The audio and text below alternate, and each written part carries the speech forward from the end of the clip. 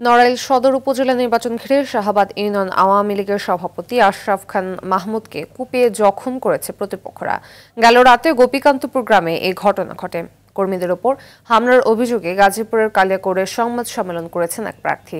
নেত্রকোনার বারোহাটের আচরণবিধি লঙ্ঘনের অভিযোগ উঠেছে সরকারি প্রাথমিক বিদ্যালয়ের এক শিক্ষকের বিরুদ্ধে। এদিকে নির্বাচনী প্রচার জমে উঠেছে দেশের বিভিন্ন জেলায়। প্রচারে ব্যস্ত সময় পার করছেন কুমিল্লার সদর দক্ষিণ উপজেলা পরিষদ নির্বাচনের প্রার্থীরা। মাইকিং, গণসংযোগের পাশাপাশি নির্বাচনী সভা করছেন তারা। ফেনীর দাগনভূঞাতে ও গণসংযোগ ও নির্বাচনী পথসভা করছেন প্রার্থীরা। প্রচার জমে উঠেছে ঢাকার ধামরাইয়ে। এই মুহূর্তে গাজীপুরের কালিয়াকৈর থেকে যুক্ত হচ্ছেন সহকর্মী কামাল হোসেন বিপ্লব। বিপ্লব, প্রচার কেমন দেখছেন, আর প্রার্থীরা কোন কোন বিষয় সেখানে প্রাধান্য দিচ্ছেন?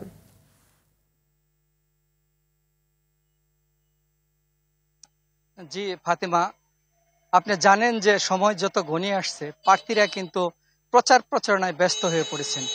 আগামী 21শে মে কিন্তু ভোট গ্রহণ শুরু হবে, আর মাত্র 4 দিন বাকি আছে। এই 4 দিনে কিন্তু প্রার্থীরা সকাল থেকে রাত পর্যন্ত কিন্তু ভোটারদের ধারে ধারে যাচ্ছেন এবং তাদেরকে বিভিন্ন প্রতিশ্রুতি দিচ্ছেন এবং ভোট চাচ্ছেন।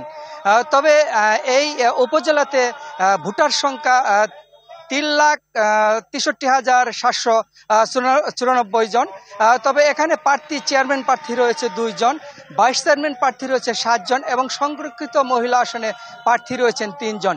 তবে আমি বলি যে আমি ভোটারদের সাথে কথা বলেছি, তারা যেমনটি জানিয়েছেন যে এবারকার নির্বাচনে আমরা যে প্রার্থীর কাছে যেতে পারবো, যে প্রার্থী আমাদের সুখে দুঃখে পাশে থাকবে, সেই প্রার্থীকে কিন্তু ভোট তাদেরকে প্রয়োগ করবে বলে জানিয়েছেন ভোটাররা।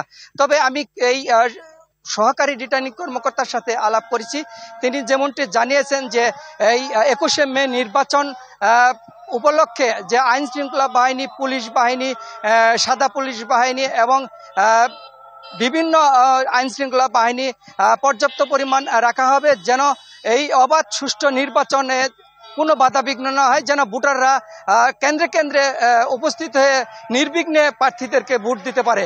তবে আরেকটি কথা বলে রাখি, আমি আপনাদেরকে জানাই যে একই দলের কিন্তু এই উপজেলাতে চেয়ারম্যান প্রার্থী হয়েছেন।